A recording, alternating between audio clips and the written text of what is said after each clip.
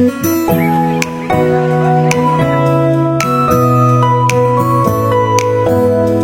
all, good morning. Welcome back to my channel Anandalakshmi Diaries.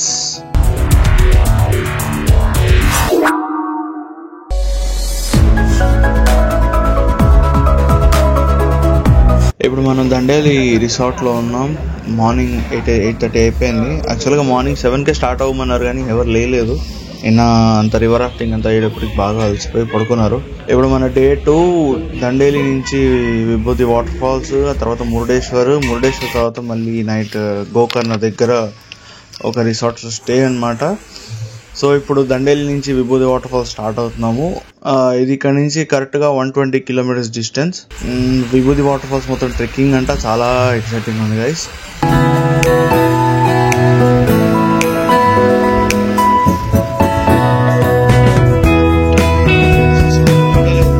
చాలా deep forest, అసలు మొత్తం చెట్లే, మంచి అడవి, ఎక్కడ సిగ్నల్స్ కూడా లేవు.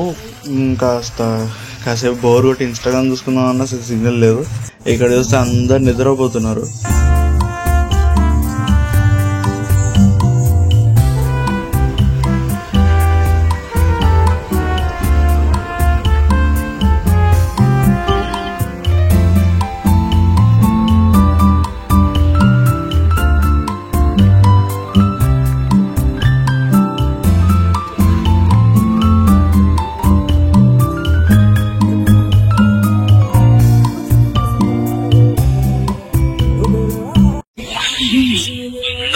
నిద్రపోతున్నారు మొత్తం.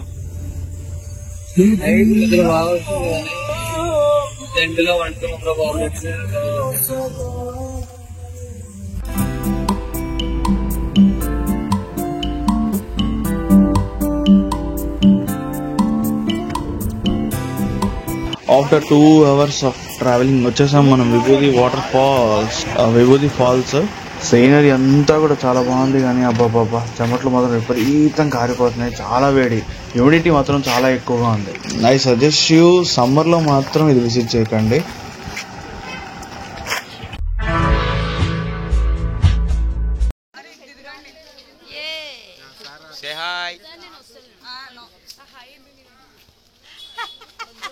మా ప్రిన్సిపల్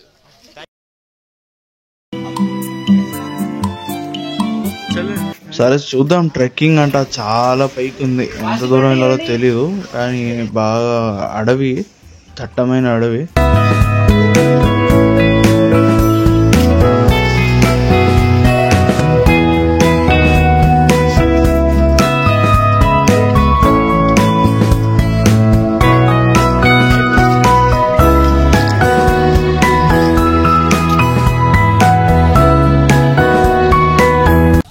ఎలా అనిపిస్తుంది ట్రెక్కింగ్ మ్యామ్?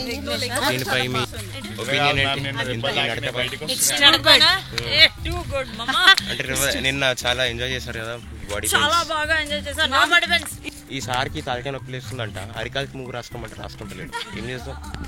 చాలా చెప్పాను, వినట్లేదు. ఏమంటారు మా మ్యామ్? మన చేతిలో ఏం లేదు అది.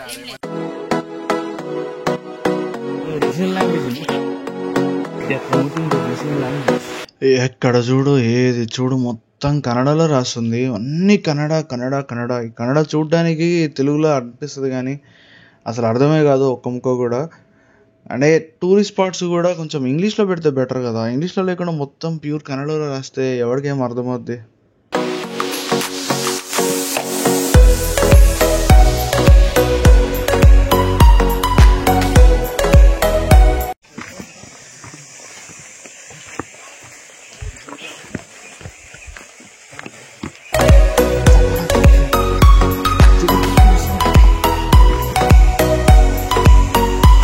అబ్బో చూసారా మొత్తం ఎలా ఉందో ట్రెక్కింగ్. ఇది చూస్తుంటే నాకు మాత్రం మంజుమల్ బాయ్స్ గుర్తొస్తుంది. అసలుకే 2 days ముందే చూసాను.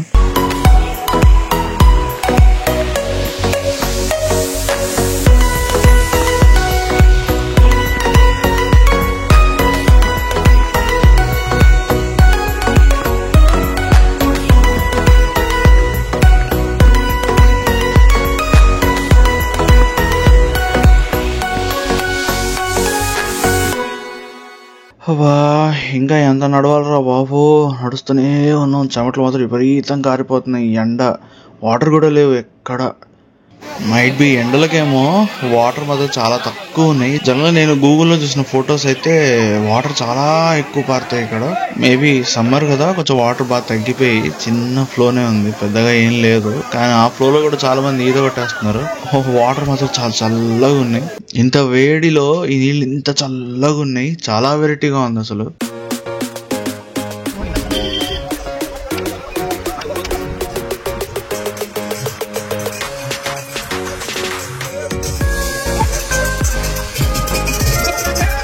ఇదంతా కూడా విభూతి చుట్టూ ఉన్న చాలా డీప్ ఫారెస్ట్. అసలు ఒక పాయింట్ కూడా సిగ్నల్ లేదు. ఆల్మోస్ట్ 3 hours అయింది. ఇక్కడ మనుషులు మాత్రం చాలా ప్రశాంతంగా బతుకుతూ ఉంటారు. సోషల్ మీడియాకి చాలా దూరంగా, మనకంటే అలవాటు అయిపోయింది.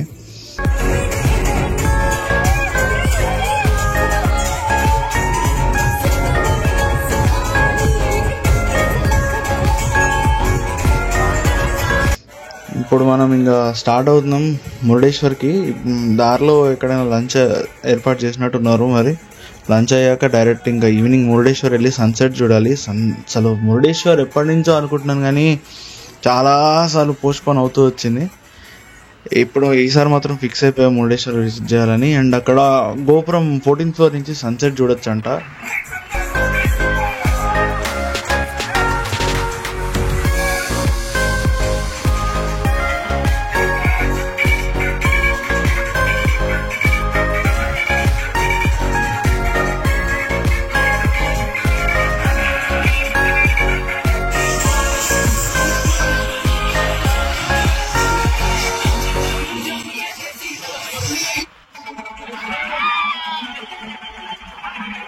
ఇది శారావతి రివర్. ఈ రివర్ కర్ణాటక నుంచి డైరెక్ట్గా అరేబియన్ సీలో కలుస్తుంది. చాలా పెద్ద రివర్.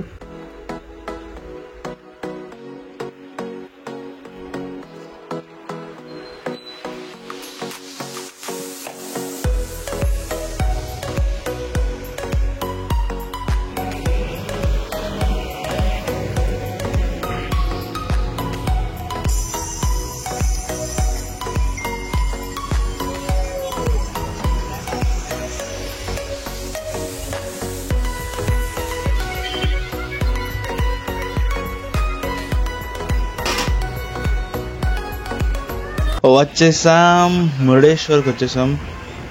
క్లైమేట్ కూడా చాలా చల్లగా మనకు అనుకూలంగా ఉంది.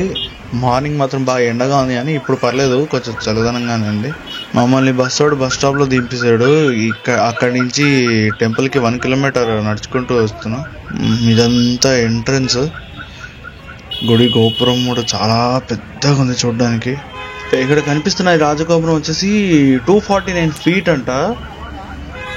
ఇది వరల్డ్ లోనే టాలెస్ట్ గోపురం. అబ్బా, అన్ఫార్చునేట్లీ పైన సన్సెట్ అవ్వదంట. ఏదో అండర్ కన్స్ట్రక్షన్ అంటున్నారు. సన్సెట్ మాత్రం అవ్వట్లేదు. ఇంకా సరేలే, సరేలే, ఎన్నెన్నో అనుకుంటాం, అన్ని జరుగుతాయి ఏమిటి. మాతోబార్ శ్రీ మురుడేశ్వర దేవ. అబ్బా అబ్బా అబ్బా, శివుడు చూడండి ఎంత అద్భుతంగా ఉన్నాడు.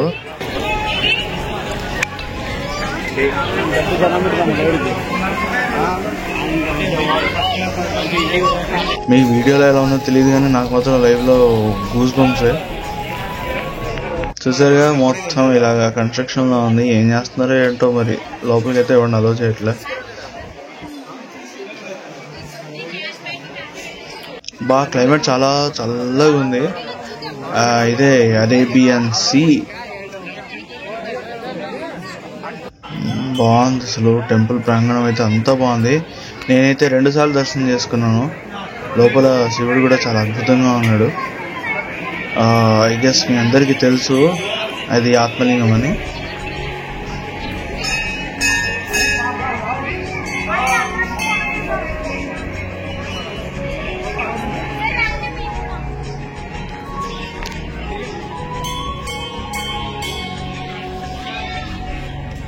శివుడు 123 feet. ఇది వరల్డ్ లోనే 2nd tallest statue of lord Shiva.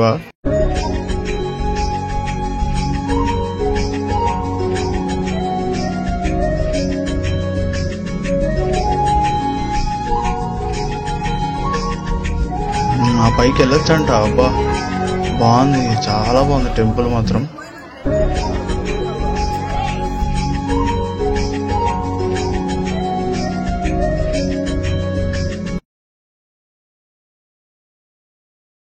ఇదిగోండి ఇక్కడ కనిపిస్తోంది కదా మీకు, రావణాసురుడు వినాయకుడికి ఆత్మలింగం ఇస్తున్న విగ్రహాలు బాగా భలే కట్టారు. ఇదంతా కూడా చాలా బాగుంది.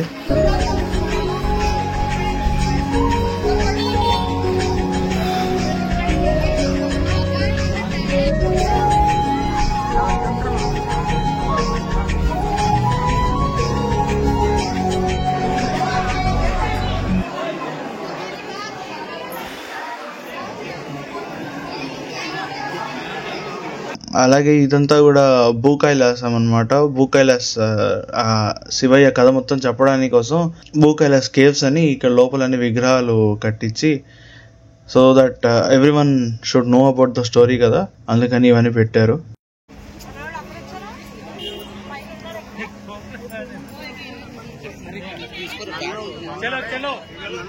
నైట్ అయిపోయింది కదా, పెద్దగా ఏం కనిపించలేదు. కొంచెం మేబీ ఎర్లీగా వచ్చింటే ఇంకొంచెం ఎక్కువ టైం స్పెండ్ చేసేవాళ్ళేమో.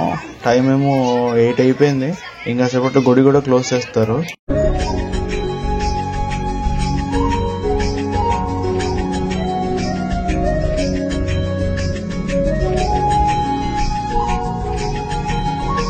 ఇది చూసారా, గుడి కోనేరు అంట, మురుడేశ్వర్ కోనేరు.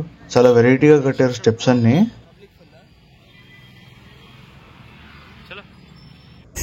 మా వాళ్ళందరూ మళ్ళీ అలసిపోయారు, అందరు నిద్రపోయే పొజిషన్ లో ఉన్నారు, ఎవరికి ఓపికలు లేవు.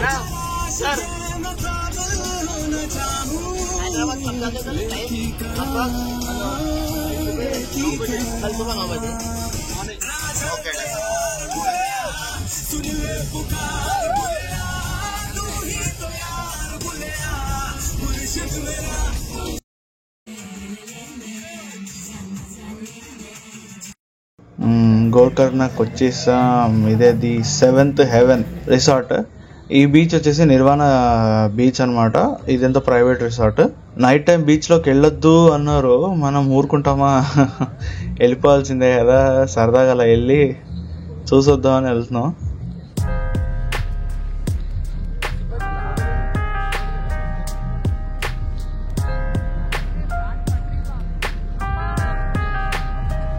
మళ్ళీ సేమ్ క్యాంప్ ఫైర్, కాకపోతే నిన్న మాకు రూమ్స్ ఇచ్చారు, ఈ రోజు టెంట్ లోనే ఇంకా నైట్ స్టే అన్నమాట. బాయ్స్ అందరికి కూడా టెంట్స్ ఇచ్చారు, గర్ల్స్ అందరికి రూమ్స్ ఇచ్చారు. టెంట్ లో కూడా బాగానే ఉంది, ప్రశాంతం పడుకోవచ్చని అనుకుంటున్నా, చూద్దాం. సో అది గైస్, ఇది నా డే 2. డే 3 మొత్తం వచ్చేసి గోకర్ణ అండ్ మహాబలేశ్వర్ మార్నింగ్ దర్శనము, తర్వాత ఓం బీచ్. సో ఆ రెండు ఎలా ఉండబోతున్నాయి నాకు తెలీదు, చూడాలి. So stay tune for day 3 అన్నట్టు మర్చిపోకుండా లైక్ చేయండి, షేర్ చేయండి, సబ్స్క్రైబ్ చేయండి. షేర్ చేయండి అబ్బా, కొంచెం మీ ఫ్రెండ్స్ కి, మీ ఫ్యామిలీకి, మీ వాళ్ళకి షేర్ చేయండి. నాకు కొంచెం సబ్స్క్రైబర్లు, వ్యూలు తెప్పియండి.